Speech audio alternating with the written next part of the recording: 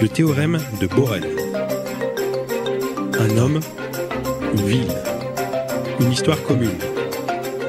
Les Almaciens, si j'ose dire, m'ont aimé, et moi j'ai aimé les Almaciens. Une histoire qui a façonné l'un comme l'autre. Le théorème de Borel, le théorème de Borel. L'histoire d'Annemasse et de son agglomération, au travers le regard de son ancien maire.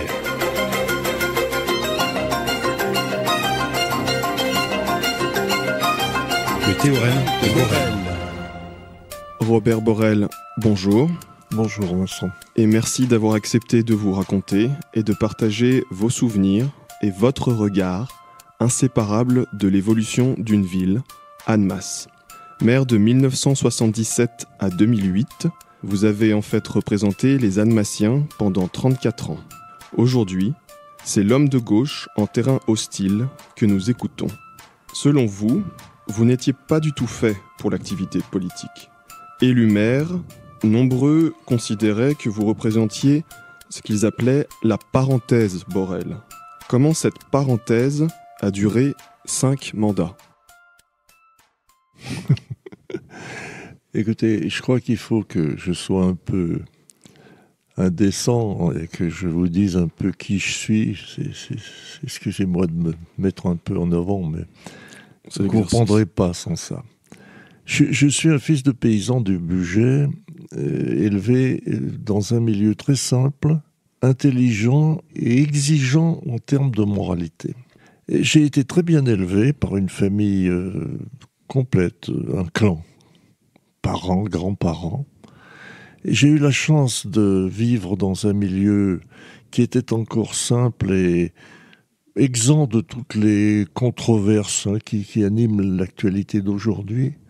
J'ai appris le silence, j'ai appris à réfléchir avant de parler, j'ai appris l'honnêteté, la rigueur, j'ai appris le goût du travail bien fait qu'on m'a toujours imposé. Et je me suis plié à cette discipline volontiers parce que ça ne me pèse pas d'être chargé de tâches longues et un peu pénibles. Je sais faire, j'ai du courage, je crois, enfin de la persévérance. Mais en même temps, je suis aussi, je dirais, un peu un casse-cou. Ça se voit pas trop comme ça, mais j'ai toujours aimé les défis, relever les défis. Pour vous donner un exemple lié à mon enfance agricole, j'ai toujours aimé cueillir les cerises en haut des très hauts cerisiers, et surtout quand il y avait beaucoup de vent. Parce que j'adorais être balancé et réussir des choses à des endroits qui étaient difficiles et où les autres n'allaient pas. Et relever un défi, pour moi, c'est un plaisir. C'est-à-dire, il faut que je réussisse là où on m'avait dit que j'allais certainement échouer. C'est avec ce bagage-là que je me suis lancé dans la vie. Alors après, le reste, c'est assez banal. J'ai été à l'école normale d'instituteur où on a complété ce bagage de rigueur. J'ai passé ce concours de l'école normale en 3e. C'était un défi parce que généralement les gens faisaient une année supplémentaire pour préparer ce concours. Moi, je m'y suis présenté tout de suite. J'ai réussi premier à un concours d'entrée à l'école normale. Donc, vous voyez, je suis content quand je réussis un truc comme ça. Ça me dope. Chacun a ses petites manies, hein, ça c'est la mienne. Et après l'école normale, j'ai été instituteur. J'ai été dans une école de montagne où il y avait très peu d'élèves. Quelqu'un m'a conseillé de reprendre mes études, ce que j'ai fait. Et il fallait que je passe une licence. Je n'avais fait dans ma scolarité qu'une langue vivante, il en fallait 2. Il fallait avoir des connaissances de latin que je n'avais pas. Donc c'était un nouveau défi. Je l'ai relevé, j'ai fait tout ça et j'ai passé ma licence. J'ai été nommé professeur d'abord à Metz en Moselle, puis ensuite à Bonneville. J'ai lu un jour quelque part quelque chose sur l'agrégation, qui était ce concours réputé le plus difficile en France. Moi j'étais simple prof à Bonneville, j'avais une classe de 5e et une classe de seconde. Je me suis dit, tiens, je vais essayer. Et j'ai préparé l'agrégation tout seul chez moi. Ma femme attendait notre premier enfant. Elle se couchait tôt, elle avait été fatiguée. Moi, j'avais toute la nuit pour travailler. J'ai travaillé pendant des nuits entières. Et j'ai réussi l'agrégation. Tout seul et du premier coup, bon, j'étais content. C'était un nouveau défi. Et puis après, comme j'avais passé l'agrég et que j'avais 30 ans, j'ai été nommé à Annemasse, à Bonneville d'abord, puis à Annemasse ensuite. Je suis tombé dans une bande de copains montagnards qui m'ont entraîné pour faire du ski. avec un mot d'ordre qui était à la fois amical et puis un peu vachard. Ils m'ont dit « tu nous retardes pas ». Bon, eux, ils savaient bien skier, moi je savais pas, il a fallu que je suive. Ça m'a donné le goût de la neige profonde, des pistes raides. J'ai toujours adoré tout ce qui était dur, quoi. Et puis j'avais pas d'ambition politique, c'est vrai, aucune. Et bon, c'était juste après le congrès d'Épinay, où François Mitterrand avait rassemblé la gauche. Bon, j'étais de gauche par atavisme, moi. J'étais de gauche parce que mon père, qui faisait pas tellement de politique, était un paysan modeste, et que souvent j'avais remarqué qu'il était un peu méprisé par les grands de ce monde, les châtelains du coin, les gros commerçants enrichis, qui lui parlaient un peu comme on parle à un pauvre, quoi. Ça existe, ça, la discrimination par le mépris. Et ça m'avait rendu de gauche. À propos des cerises dont je vous parlais tout à l'heure, on allait les vendre au panier de porte en porte. Et ça, je trouvais ça très humiliant. Puis, quand j'ai été donc dans cette situation-là d'apprenti montagnard, je me suis passionné pour les choses difficiles et en même temps, je m'intéressais un peu à la vie publique parce que j'aime bien voir construire les ponts et les routes, voir ce qui se passe dans les tréfonds des chantiers de fouilles, de chantiers d'assainissement, les adductions d'eau. Enfin, je m'intéressais à tout ça. J'avais refusé une invitation à participer à la liste Berthier parce que, la fois d'avant, parce que je trouvais qu'ils n'avaient pas une vision claire de leur relation avec Genève, et je n'avais pas d'autre intention. Et une majorité de droite aussi. La majorité de droite de Berthier était à la mairie. Pierre Berthier, qui était pharmacien, avait l'intention de se représenter. Les socialistes, auxquels j'avais adhéré peu de temps auparavant. 1974, vous devenez secrétaire fédéral, la Haute-Savoie. Voilà, j'étais devenu, après, un autre défi, celui-là. C'était de donner de la cohérence au Parti socialiste. Alors ça, c'est pas un mince défi, je vous assure. Et puis, quand on a préparé les élections de 1977, à Annemasse, une liste était prête. Et moi, je n'en faisais pas partie. J'habite Vétra, j'ai toujours habité Vétra, enfin, pas toujours, mais depuis longtemps. Donc, je n'avais pas d'intention de me présenter à Annemasse. Puis, dans la liste, il s'est trouvé qu'ils trouvaient leur leader un peu mou, quoi. Alors, ils sont venus me chercher en me disant « il faudrait que tu te présentes à Annemasse ». Enfin, ils m'ont un peu bousculé. Défi pour défi, autant prendre celui-là qu'un autre. Donc je me suis présenté, nous avons gagné dans une triangulaire. Et effectivement, on m'a dit tout de suite que j'étais anormal dans cette position, puisqu'Annemasse était à droite, que ce maire de gauche, au début, faisait un peu peur. On voyait derrière lui les chars moscovites qui entraient dans Annemasse, quoi. Vous aviez dans votre conseil municipal, dans votre majorité, des élus communistes. Oui, deux, parce que les autres avaient été très largement rayés dans un scrutin qui était un scrutin par panachage. Et moi, j'avais la majorité tout seul, puisque nous étions 14 sur 27, et il y avait 2 communistes, je dirais, en surnombre, mais qui ont fait leur travail. Je les critique pas du tout. C'était d'ailleurs 2 hommes très estimables, Romain Baz et Lucien Boutillier. Et puis, moi, j'ai travaillé beaucoup, parce que, encore une fois, j'aime bien le travail à longue haleine. Alors on voyait ma fenêtre éclairée le soir et on se disait, Pierre Berthier, il allumait pas souvent la fenêtre de la mairie la nuit. Robert Borel, lui, il est là, il voit les dossiers. Bon, ça m'a rendu assez populaire, mais quand même pas suffisamment pour qu'on pense que je pouvais faire 2 mandats. Donc à la fin du premier, on m'a présenté les condoléances de service en disant « Mon pauvre, c'est dommage, vous allez être battu, mais bien sûr, mais que voulez-vous, vous êtes dans une ville de droite, vous n'y pouvez rien. Et puis, vous avez quand même été un bon maire, on a été content de vous, vous étiez sympathique, vous étiez travailleur. Bon, très bien. » Et il y a eu un débat contre celui qui devait gagner, qui était Claude Biraud, nouveau conseiller général, nouveau député, plus jeune que moi d'une bonne dizaine d'années, donc l'avenir, quoi. Et ce débat à Château-Rouge, devant 2000 personnes, très animé, a tourné à mon avantage, pour des raisons que j'ignore, mais enfin disons que à la tchatch, quoi, au baratin, en impressionnant les gens. J'ai présenté Romain Baz à côté de moi, qui était un bon vieux pépère, gentil. Et j'ai dit, ben voilà, les socialo-communistes et Romain Baz, le couteau entre les dents. Alors ça a fait beaucoup rire la salle parce que le couteau entre les dents, c'était vraiment pas Romain Baz. Ancien résistant. Oui, ancien résistant, ancien directeur d'école, extrêmement connu pour être un bon serviteur du bien public, quoi. Gentil monsieur. L'imaginer le couteau entre les dents, en reprenant le slogan, les socialo-communistes. Enfin bon, j'ai fait rire les gens. Et j'ai gagné. Les autres avaient commencé à faire la fête au milieu de l'après-midi, tellement ils étaient sûrs que Biro gagnerait.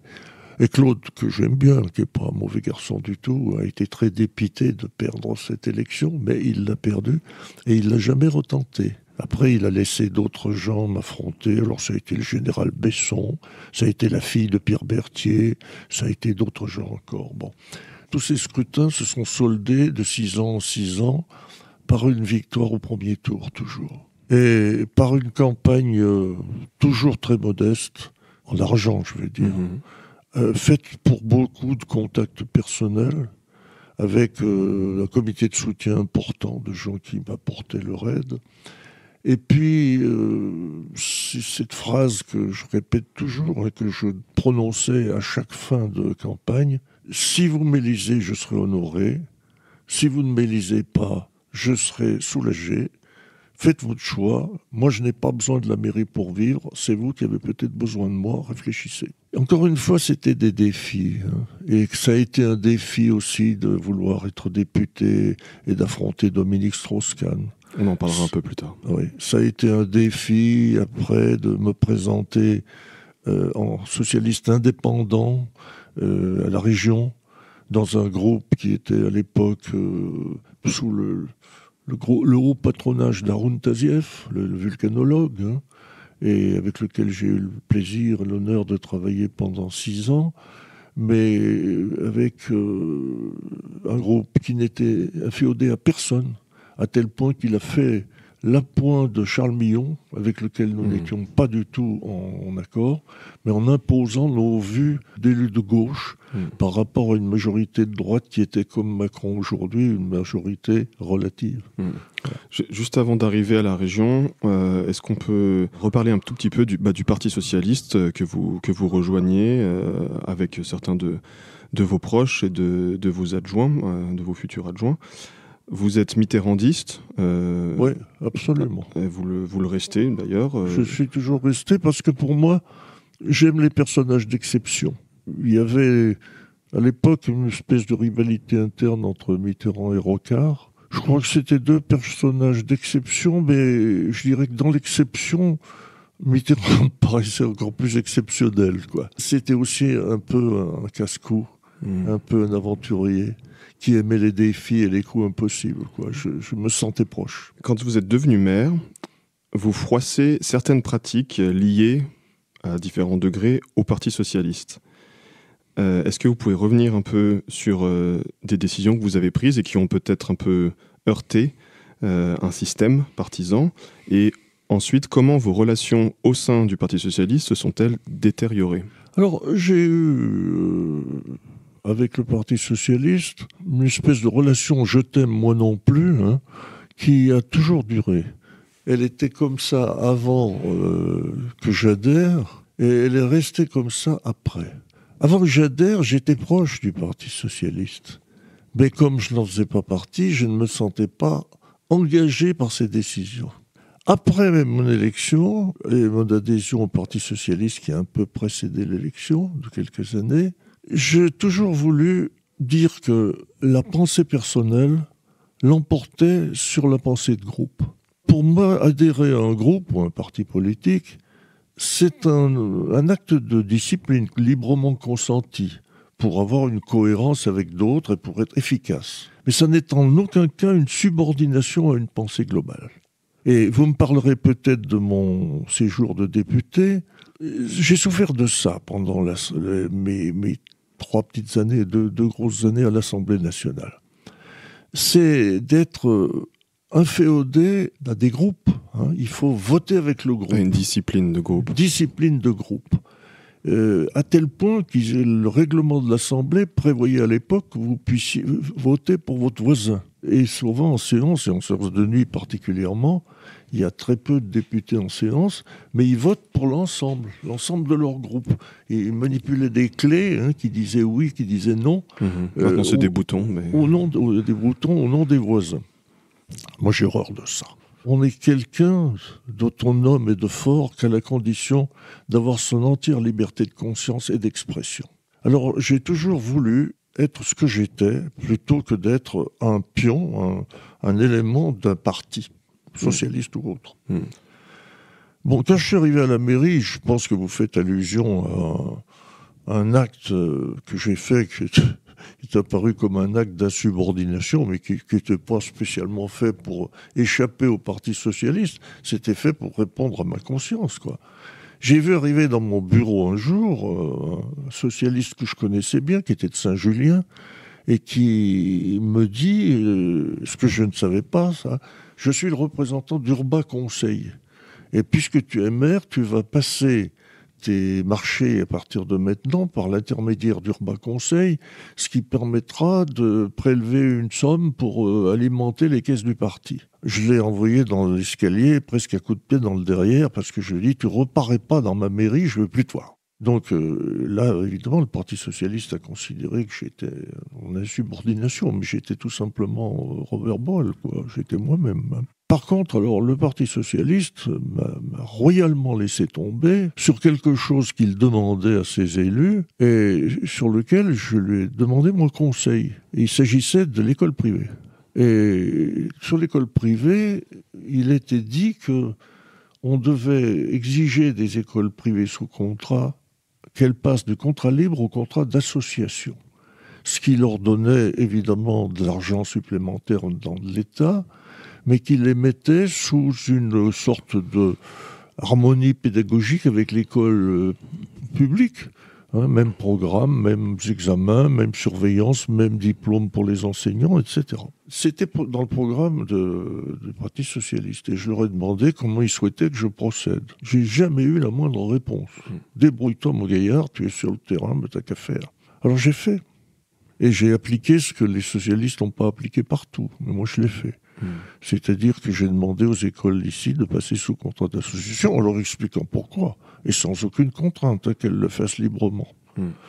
Elles l'ont fait au bout de 10 ans, parce que pendant 10 ans, il y a eu une opposition politique qui les a bloquées. Enfin, elles ont fini par le faire. Elles sont maintenant sous ce contrat d'association. Et je crois que j'ai établi la paix scolaire dans une ville où elle n'était pas présente à l'époque. Okay. Voilà. Jacques Chirac a prononcé plusieurs phrases célèbres, dont une qui est « Les emmerdes, ça vole toujours en escadrille ». Oui, c'est assez vrai. Réélu en 83, vous assistez au réveil d'une droite dure localement. Quelles ont été vos premières emmerdes ?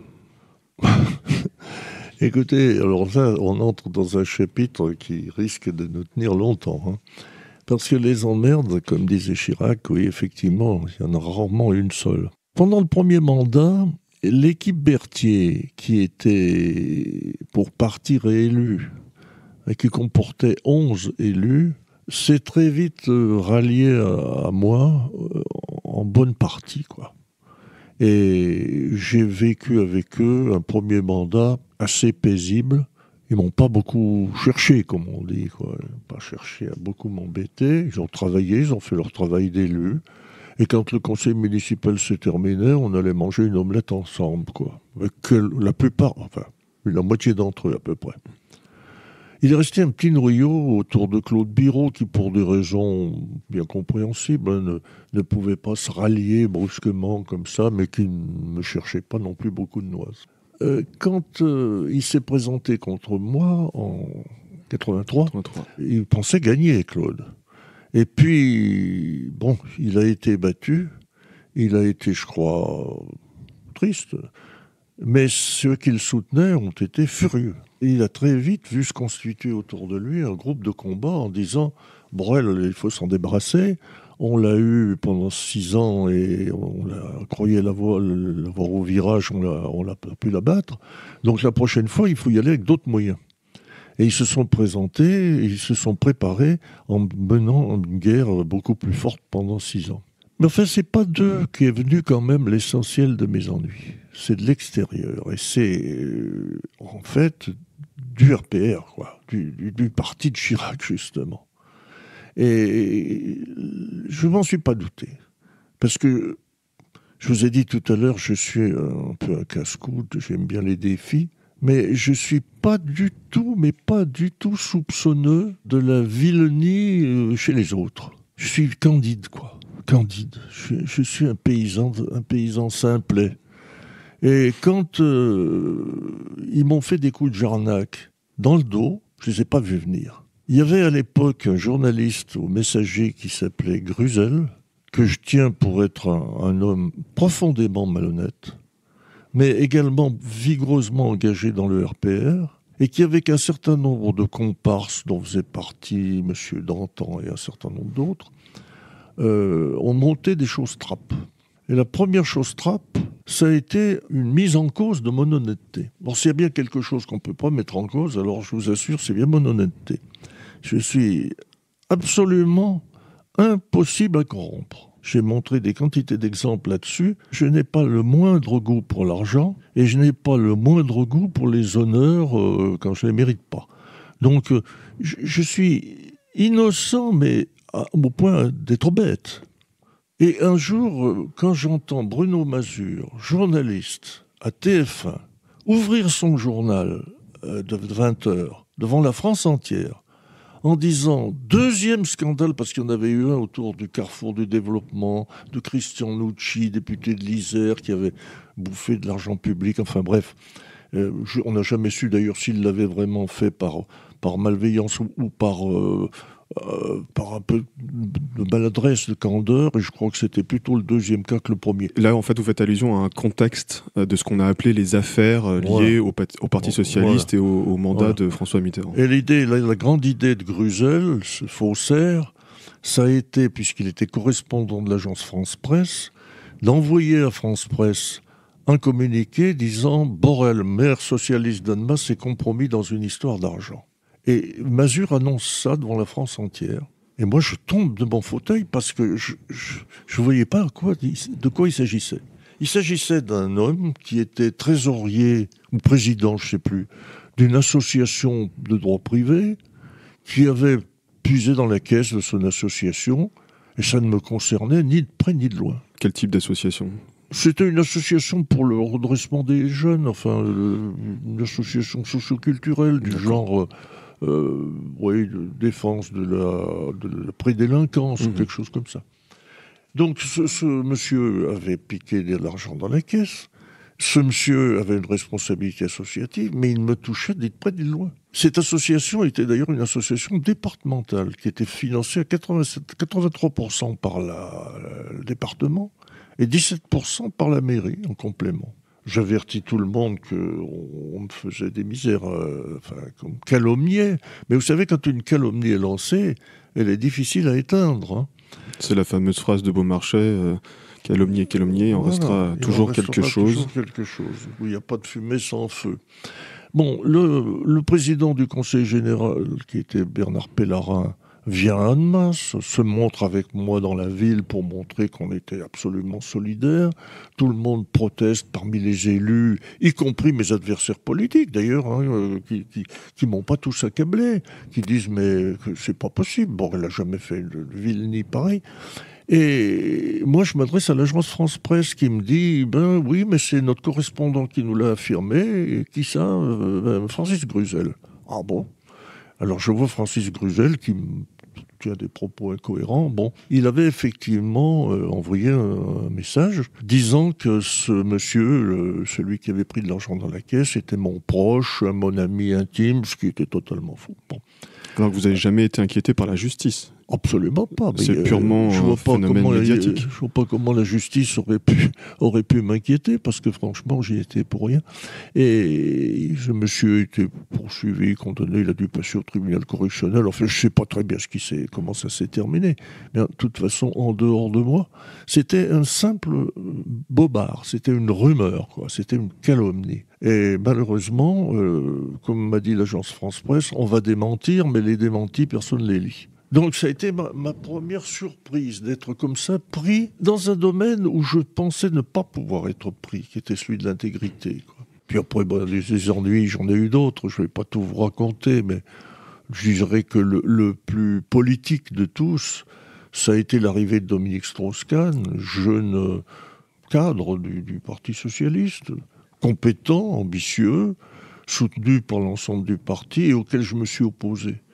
Donc ça a créé un clivage, une scission parmi les socialistes de Haute-Savoie, et j'ai été exclu du Parti socialiste par les instances supérieures, considérant que j'étais un félon ou je ne sais quoi, un traître. Je leur ai dit, moi je resterai socialiste, mais je ne reprendrai pas la carte de votre parti, ce que j'ai tenu bon parmi beaucoup de sollicitations. On est venu me supplier de reprendre ma carte du Parti socialiste. J'ai toujours dit non et je ne l'ai pas prise. Je ne l'ai toujours pas et je ne la reprendrai pas.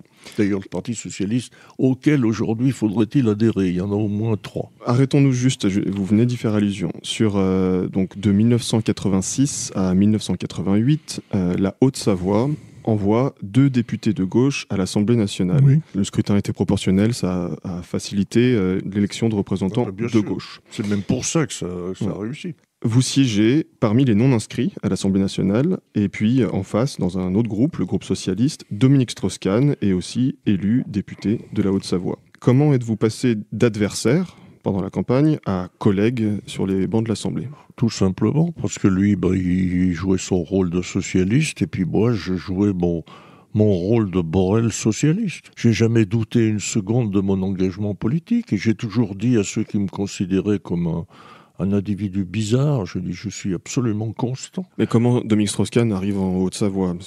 Il arrive en Haute-Savoie parachuté parce que moi, j'avais été élu l'avant-veille candidat officiel du Parti socialiste par les socialistes de Haute-Savoie. Et il arrive dans mon bureau, il me dit « le National a décidé de ne pas te donner l'investiture et de me la donner à moi parce qu'ils ont besoin de jeunes cadres ayant un avenir. » Qu'est-ce que vous voulez que je réponde à ça? Moi, je n'ai jamais prétendu avoir un avenir et puis je n'étais déjà plus tout à fait un jeune cadre. Alors bon, ça, je lui ai dit non. C'est tout, quoi. Je lui ai dit non. Il m'a dit je te convaincrai. Je lui ai dit non. Et vous avez là la direction du Parti socialiste national qui tombe un peu sur la Haute-Savoie pour vous convaincre de vous retirer, de retirer votre candidature. Tout le monde a téléphoné. Jospin a téléphoné à ma femme. J'ai eu 2 barges, j'ai eu tous les pontes de l'époque, Glavany, enfin des tas de gens. Puis il téléphonait pas qu'à moi, il téléphonait à mes colistiers. J'avais 5 colistiers, dont l'ancien député de la Haute-Savoie, Henri Briffaut, qui avait été élu à Bonneville, et qui était avec moi. Et il se faisait faire tous les jours des reproches véhéments par le Parti socialiste parce qu'il me soutenait. Mais on a tenu bon, on a fait une bonne campagne, on a été élus, voilà. Je me suis retrouvé sur les bancs de l'Assemblée, et là j'ai éprouvé la difficulté dont je vous parlais tout à l'heure, c'est-à-dire d'être inféodé à des groupes qui parlent en partie avec conviction et en partie parce qu'il faut faire de la démonstration. Il y a beaucoup de choses qui sont faites pour la presse, pour la publicité. L'Assemblée est toujours pleine le mercredi quand c'est la séance officielle ouverte aux journalistes, tout le monde est là. Les autres jours, c'est plus aléatoire. Le travail de chaque député est noyé dans les travaux de groupe. Les secrétaires, les directeurs de cabinet, vous êtes bien placés pour le savoir, ont souvent plus de pouvoir que les élus eux-mêmes. C'est comme ça que ça se passe. Et moi, je me suis senti un petit pion dans un grand ensemble, quoi, un peu perdu. Et heureusement que je suis à la région après, ça m'a réconcilié avec la politique des grands ensembles. En 1986, c'est aussi le début de 5 années très dures dans le poison de la rumeur. Vous avez personnellement souffert d'une affaire qui s'appelle l'affaire Lucien Gilles de Vallière, à la suite d'un fait divers atroce à Annemasse. Oui, Lucien Gilles de Vallière a assassiné la petite Bouvier dans sa baignoire en entrant par effraction dans l'appartement où elle était seule en rentrant de l'école. C'est une petite fille qui avait 10 ans. C'est une petite fille qui a dû mourir dans des conditions épouvantables. Gilles de Vallière n'a pas été trouvé tout de suite. Il a fallu 5 ans pour que la police le démasque un peu par hasard. Ils l'ont trouvé dans la rue à 3 heures du matin, il n'avait rien à faire là et il a avoué qu'il était l'assassin de la petite Bouvier. Dans l'intervalle, un portrait robot avait été dessiné qui correspondait à des adolescents plutôt hauts de taille, etc., dans lesquels mon fils s'est trouvé inclus. Et le pauvre garçon a été d'autant plus soupçonné que les gens ont dit mais si on ne trouve pas l'assassin, c'est sans doute qu'on ne veut pas le trouver. Et la police ne le cherche pas, et la police est sous les ordres du maire, ce qui était faux. La police n'est pas du tout sous les ordres du maire, mais enfin c'est ce que raconte le bon peuple. C'est donc le fils du maire qui est probablement l'assassin. Oui, je ne vais pas vous en parler plus. J'ai très mal vécu cette période. Puis surtout, il faut vous dire que la vie ne s'arrête pas pour ça, hein, et que tous les matins, il y a le lot de choses à faire à la mairie. Faut s'occuper des marchés, faut s'occuper de la gestion du personnel, faut s'occuper de la vie quotidienne, de ramassage des ordures ménagères et de tout le reste. Donc on fait ce boulot-là en ayant en arrière-plan dans la tête l'histoire de la calomnie qui court, quoi. Et avec des comportements qui sont des comportements méprisables, mais réels. Mon épouse allant acheter des choses dans une épicerie et s'entendant dire « Votre fils va bien, il y a longtemps qu'on ne l'a pas vu », etc. Bon, bref, l'horreur. Et ça, c'était téléguidé par les adversaires politiques, qui l'ont bien fait mousser, cette histoire, qui apportaient des faux témoignages, des pseudo-affirmations, et puis qui répandaient ça très complaisamment dans la ville. Donc il y a toujours des naïfs, puis il y a toujours l'histoire de « il n'y a pas de fumée sans feu », donc si on en parle, c'est sûrement que, etc. Bon.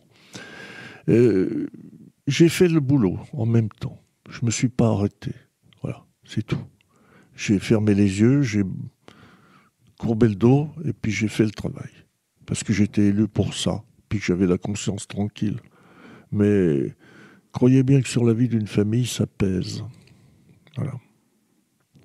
J'en dis pas plus. Donc à la suite de l'élection de 1986 à l'Assemblée nationale et votre maintien, vous avez été exclu du Parti socialiste. Oui. Quelques années après, vous avez fondé l'association La Politique Autrement Solidarité, au pluriel Solidarité. Quelle était la raison d'être de cette organisation, cette association, au niveau départemental ? Bon, la raison d'être, c'était les séquelles de la candidature Strauss-Kahn. Parce que quand il est venu faire son meeting électoral à Annemasse, à Châteaurouge, il était entouré de ses partisans et ils sont tombés sur Châteaurouge qui était entouré de mes partisans qui ne voulaient pas les laisser rentrer, qui avaient des pancartes Borel, Borel et qui ont failli provoquer une bagarre, quoi. Alors finalement, bon, tout ça s'est dénoué parce que j'ai fait l'intermédiaire entre eux et Pierre Mauroy, qui était à l'époque ancien Premier ministre. Enfin, et premier secrétaire. Premier secrétaire du Parti socialiste, qui m'a pris de très haut en me disant « Je suis l'ancien Premier ministre de la France ». Je dis « Moi, je suis Robert Borel ». Bon. Tu vas céder ? Non. Bon. Tu ne veux pas nous laisser entrer ? J'ai dit « Moi, oui, mais eux, non, mes partisans. Alors tu vas leur expliquer qu'il faut qu'ils te laissent la porte ouverte. » Enfin, finalement, tout le monde est entré. On était beaucoup plus nombreux qu'eux. Ils voulaient parler, ils se sont fait huer. Moi, je ne tenais plus mes troupes. Je dois vous dire que ils étaient beaucoup plus remontés que moi. Et finalement, bon, on s'en est sorti parce que j'ai exigé le micro pour dire que je trouvais que ces procédés étaient inqualifiables. J'ai parlé au micro et après quoi, j'ai fait sortir mes gars. Difficilement, ils ne voulaient pas. Enfin, vous avez piraté un meeting de Dominique Strauss-Kahn, de soutien à Dominique Strauss-Kahn, qui a en fait tourné en un contre-meeting de soutien à Robert Borel. Oui, absolument. Je ne l'ai pas prémédité, ça s'est fait sans moi. Mais j'étais là, bien sûr. J'étais quand même assez content. Il faut bien dire que, bon, le soutien qui m'était apporté était chaleureux. Et l'Alpace, alors ? Ah, l'Alpace. Alors l'Alpace, voilà, c'est la suite. C'est-à-dire que ceux qui étaient de mon côté trouvaient tous que le Parti socialiste se comportait mal vis-à-vis de moi dans cette affaire. Moi, j'avais été premier secrétaire fédéral du Parti socialiste. J'avais passé mes soirées à aller dans tous les villages de Haute-Savoie faire du recrutement. J'avais fait passer le Parti socialiste d'une espèce d'alcôve à une véritable assemblée représentative importante. Donc, j'étais véritablement un socialiste actif. Après me faire virer, j'ai pas aimé, c'est évident. Et ceux qui étaient avec moi n'ont pas aimé non plus. Donc on a créé un parti socialiste dissident, quoi, pour ainsi dire. C'était Alpas. Ça a duré longtemps. Hein. La vie d'Alpas, c'est au moins 10 ans, peut-être davantage. Je sais plus. Et c'était, qu'on comprenne comment ça fonctionnait, c'était d'abord un rassemblement de socialistes non membres du Parti socialiste, de soutien et de promotion à Robert Borrell. Oui, c'était des groupies. Ok. Et après, est-ce qu'il a investi d'autres candidats? Est-ce que c'était devenu une force au niveau départemental? Mais bien sûr. Quand je suis entré à la région, on avait une liste de 6 qui étaient candidates. On savait qu'à la proportionnelle, on n'en aurait pas 6. Le Parti socialiste avait une liste à côté de nous. Nous, on a passé à 2, et le Parti socialiste n'en a eu qu'un.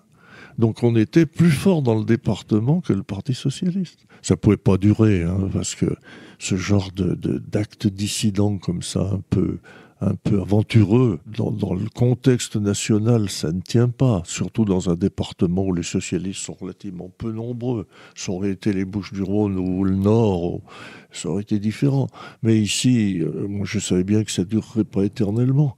Mais enfin, ça a duré bien plus longtemps qu'on aurait pu croire. Hein. Bien plus longtemps.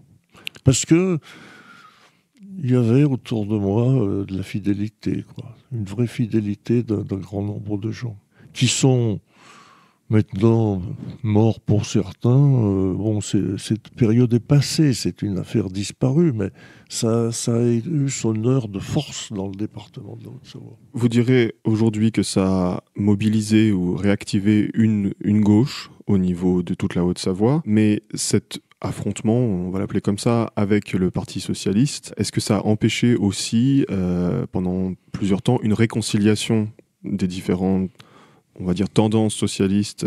Oui, ça l'a empêché, mais elles étaient irréconciliables. Vous comprenez, à partir du moment où on vous fait un coup comme ça, les socialistes votent. Ils votent Borrell pour qu'il soit candidat. Le lendemain, le Parti socialiste, non, c'est pas Borrell, c'est Strauss-Kahn. Les gars, c'est leur vote qui est mis en cause, donc ils sont furieux. Après, il y a l'élection. Ils sont toujours furieux, ils le restent, quoi. Donc oui, ça a gêné l'unité du Parti socialiste pendant beaucoup d'années.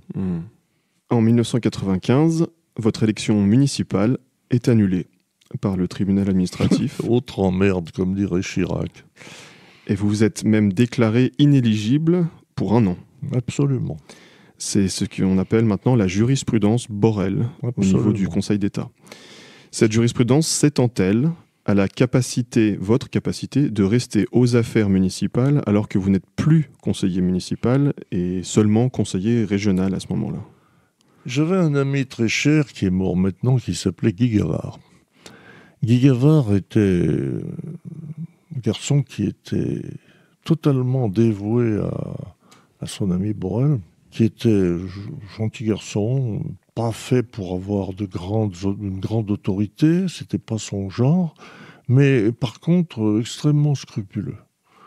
Quand il a été élu pour me remplacer pendant l'année d'invalidation, il a dit « Je fais l'intérim, mais je ne suis pas le vrai maire d'Annemasse. Le vrai maire d'Annemasse, c'est Robert Borrell, il le reste.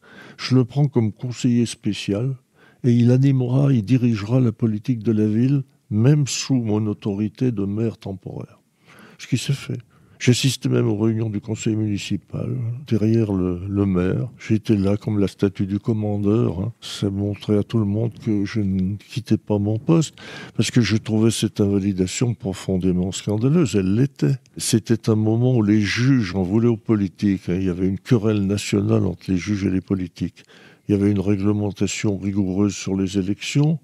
Ma pseudo-faute, c'était d'avoir eu une colistière, aujourd'hui maire de Saint-Julien, Véronique Lecauchois, qui était graphiste, qui avait fait mes affiches de campagne. Elle m'avait dit, je te fais payer le papier, mais évidemment, comme je suis ta colistière, je te fais pas payer mon travail. Voilà, c'était ça. Et un imprimeur aussi. L'imprimeur, ils étaient deux, oui. L'imprimeur était dans mon comité de soutien, tout le monde le connaît, c'est Jean-Louis Chevalier qui est acteur dans la troupe du Théâtre du Torrent et qui vit avec Béatrice Croquet. Donc c'est Jean-Louis et Véronique qui m'ont valu par amitié cet opprobre. Voilà. C'est triste, parce qu'on part de choses qui sont généreuses et amicales, et on aboutit devant les tribunaux nationaux, et on fait une jurisprudence à son nom, comme si on avait tué son père et sa mère, quoi. Mais ça me vient aussi du fait que j'étais un homme seul, au plan national. Si Monsieur Bettencourt, qui avait exactement le même dossier que le mien, en un peu plus grave, c'est-à-dire qu'il n'avait pas atteint son seuil de dépenses, qu'il avait bénéficié de travaux gratuits de la part de quelques amis, et c'était pour des sommes plus importantes que ce que m'avaient apporté mes deux colistiers et supporters. Là. Lui, il a été disculpé. Parce que le parti auquel il appartenait, qui était le parti centriste, enfin je dirais aujourd'hui le MoDem, quoi. L'UDF. Oui, avait tout fait pour essayer de le sauver des eaux, quoi.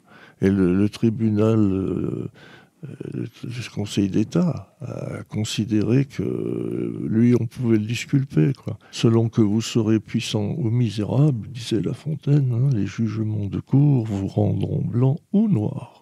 Vous restez conseiller régional où vous siégez dans un groupe de gauche qui a un poids déterminant, pas numérique au sein du conseil régional, mais un poids politique extrêmement important. C'est le hasard des scrutins, ça. Charles Millon était élu président par une majorité relative. Membre du RPR. Oui. Et il cherche, c'était bien avant son entente avec le Front National, 6 ans avant. Et il cherche un petit groupe pour faire un complément majoritaire. Et nous, il y avait Ron Tazieff, il y avait un certain nombre de gens qui étaient des anciens députés, dont moi. On avait une certaine expérience de la vie politique des grands ensembles. Et on passe un contrat avec lui en lui disant, on te fait ta majorité, mais tu fais nos projets. Donc vous rejoignez pas forcément intégralement la majorité pas du tout, régionale. Non, on la complète et je dirais même qu'on l'inspire très largement. Donc on a fait des projets qui ont été proposés par notre groupe, dans lequel j'ai activement participé. Et il y en a en particulier 2 que je garde en mémoire comme étant des grandes victoires politiques.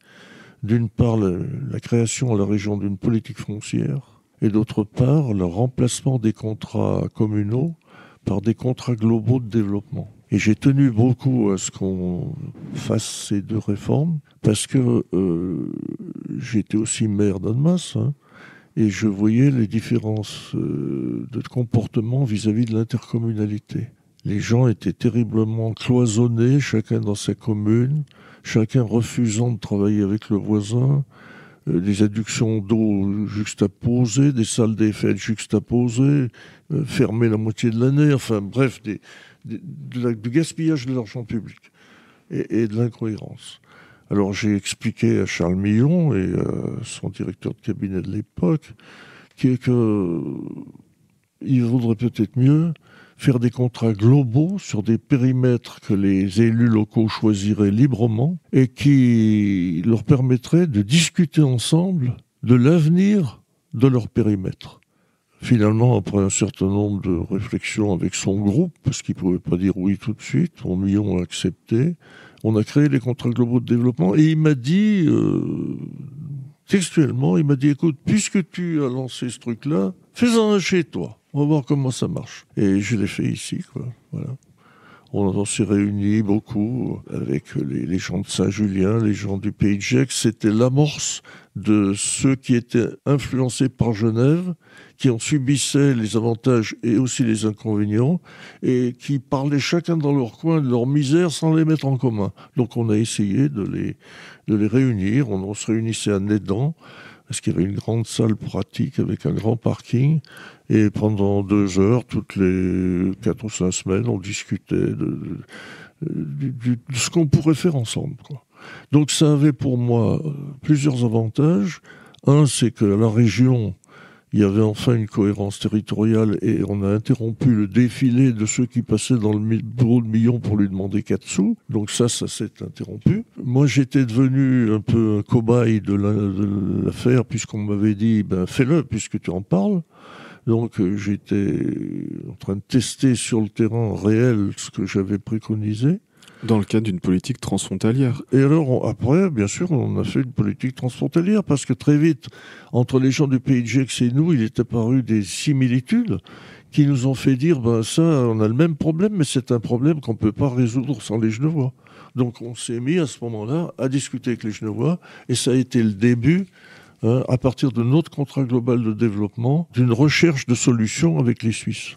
Ce travail-là régional se poursuit sous la présidence d'Anne-Marie Comparini, après que Charles Millon ait tenté une alliance avec le Front National. Même combat dans le 2e mandat, puisque Anne-Marie Comparini succède à Charles Millon, mais elle n'a pas non plus de majorité, donc elle travaille même d'une façon extrêmement acrobatique parce que dans son groupe, il y a 8 personnes. Il y a juste de quoi garnir son gouvernement régional avec une responsabilité à chacun des 8 membres.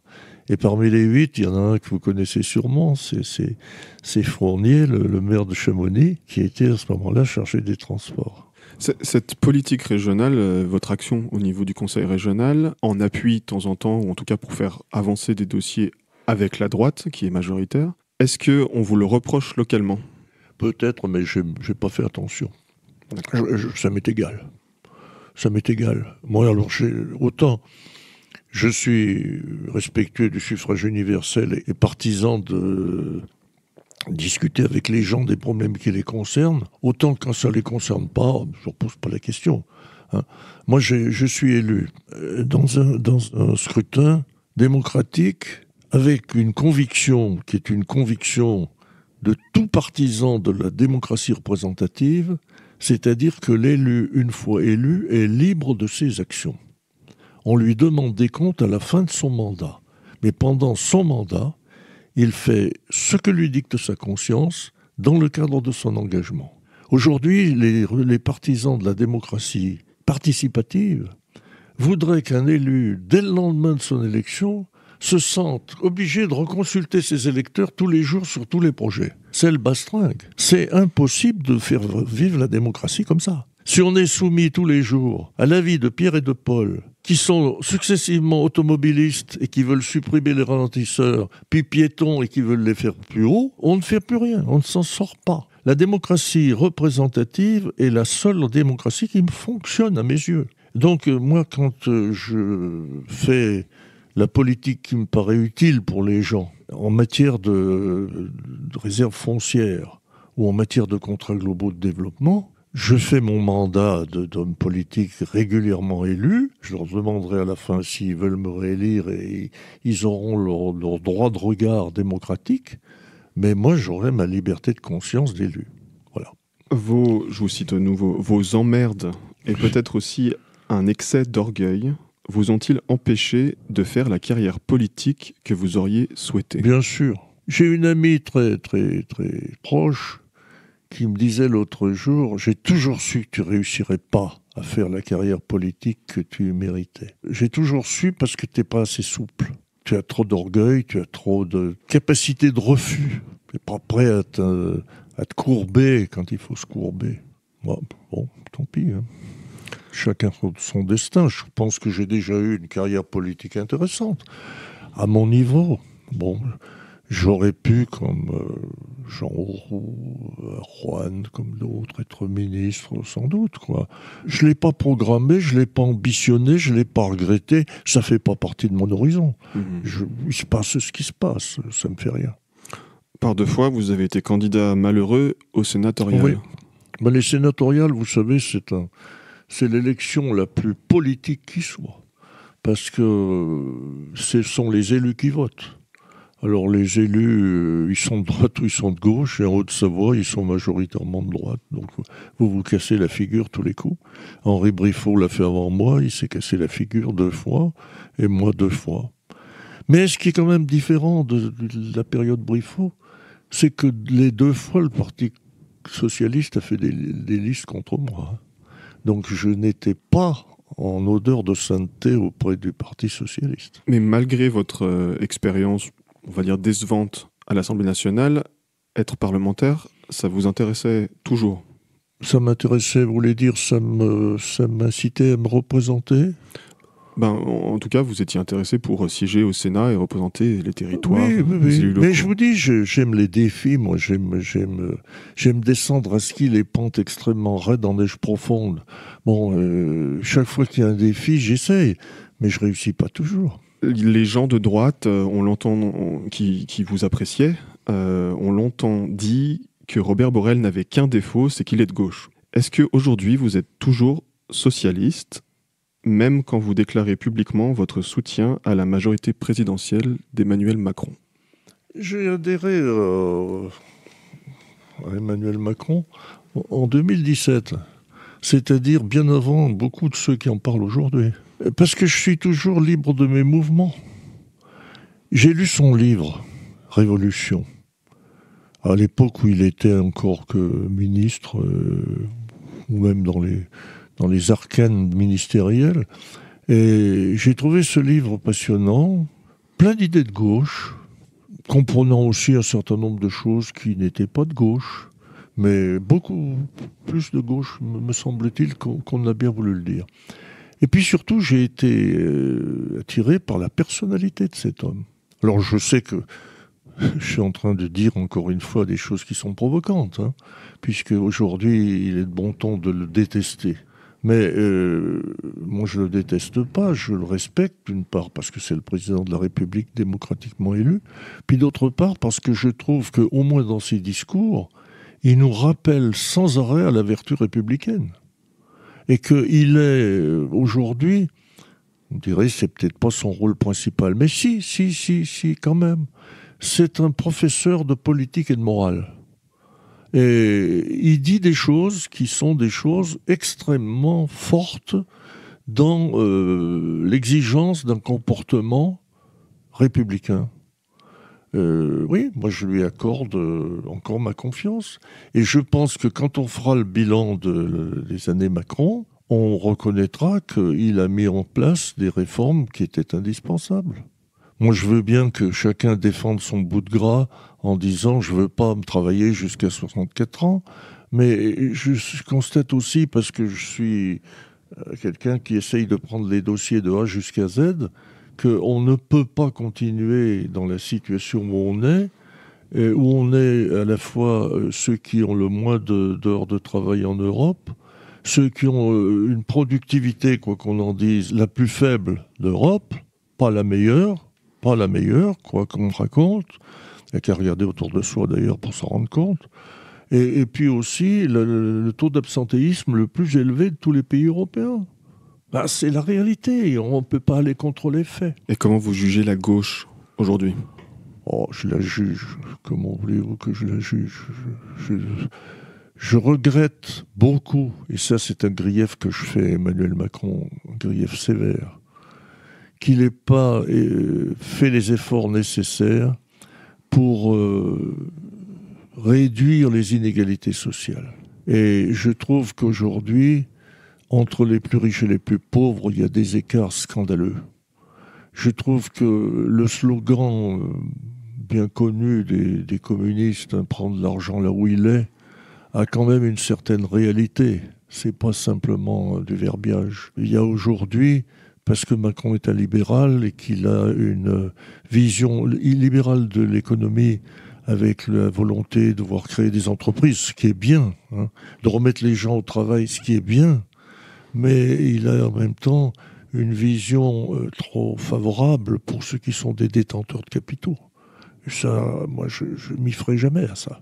Je suis pour Macron, sans être inféodé à Macron. Et là encore, vous me direz, c'est de l'orgueil ou de la suffisance, mais je tiens à ma conscience plus qu'à mes engagements extérieurs. Et l'opposition du rassemblement de la gauche sous l'arche de la NUPES, qu'est-ce que vous en pensez ? J'en ai horreur. J'en ai horreur, comme j'ai horreur de toute cette bande de braillards incultes qui ont été bombardés à l'Assemblée dans le cadre de la France insoumise, qui n'ont même pas la décence de se comporter poliment à l'intérieur de l'Assemblée nationale. Et j'ai horreur de la politique actuelle de cet homme cultivé et intelligent qui s'appelle Mélenchon, mais qui joue sa carte personnelle, à mon avis, contre la carte de la France. J'ai horreur des anti-européens. J'ai horreur des brutaux. J'ai horreur de ceux qui essayent d'infiltrer la France par de l'islam envers lequel la gauche devrait être accueillante mais pas complaisante. Et il y a une partie de la gauche qui, hélas, est complaisante vis-à-vis d'un certain nombre de dérives. Des propagandistes islamistes. De l'islam politique. Je parle de l'islam politique, je ne parle pas des gens qui ont la conviction religieuse, ça ne me regarde pas. Mais je parle de ceux qui sont en train d'essayer de coloniser à l'envers ceux qui ont été autrefois leurs colonisateurs. Et il n'y a pas que des choses brillantes loin de là dans la colonisation française, mais ce qui est en train de se faire aujourd'hui est tout aussi épouvantable. Je pense que la gauche devrait s'armer contre ça, et c'est pas en s'alliant la France insoumise qu'elle y parviendra. La France insoumise, c'est pas la gauche. C'est un conglomérat de mécontentement. Dernière question. Peut-on tenter l'exercice périlleux de définir votre engagement politique sur toute votre vie politique ainsi ? Un homme de paix qui mène tout le temps la bataille. Absolument. C'est tout à fait vrai, et je dirais aussi, comme vous l'avez dit au début, un homme de conviction qui veut l'unité, mais qui n'accepte pas de s'y soumettre à tout prix. Je cherche l'unité, mais je ne la chercherai jamais en adoucissant mes positions pour faire plaisir à un conglomérat informel. Je suis orgueilleux, vous l'avez dit tout à l'heure, c'est vrai. Je crois aux élites, c'est-à-dire aux gens qui font l'effort de s'instruire, de réfléchir, parfois de se taire, et qui ont une influence très importante. Aujourd'hui, par-delà les politiques, en France comme en Allemagne, comme en Italie, comme dans l'Espagne, dans toute l'Europe, il y a énormément de gens de savoir, de gens de culture, de gens qui ont réfléchi dans des domaines extrêmement pointus, de la recherche scientifique, dans des quantités de choses. Ceux qui essayent aujourd'hui de dominer l'intelligence artificielle, ceux qui aujourd'hui essaient de faire en sorte qu'on sauve la terre de l'assèchement, de la pénurie d'eau, bref, des périls écologiques. Il y a énormément de gens d'une immense valeur qui travaillent un peu chacun dans leur coin, qui n'ont pas vraiment l'écoute qu'ils mériteraient. On aime mieux l'écume des choses que la réalité fondamentale. Alors moi je plaide pour quelque chose d'un peu plus retenu, d'un peu plus austère, d'un peu plus profond, d'un peu plus sérieux. Bon, j'ai 90 ans, je vais pas orienter ni la vie des autres, ni la vie de la Terre. Mais mes derniers propos, ceux que vous me demandez de tenir aujourd'hui, c'est pour dire attention, on a besoin d'une reprise d'un certain nombre de vertus collectives qui soient inspirées justement par tous ceux qui savent. Aujourd'hui, quand vous regardez, vous écoutez la télé ou la radio, vous vous apercevez que ceux qui ne savent pas parlent beaucoup plus que ceux qui savent. Et on demande leur opinion à des gens qui sont complètement incultes.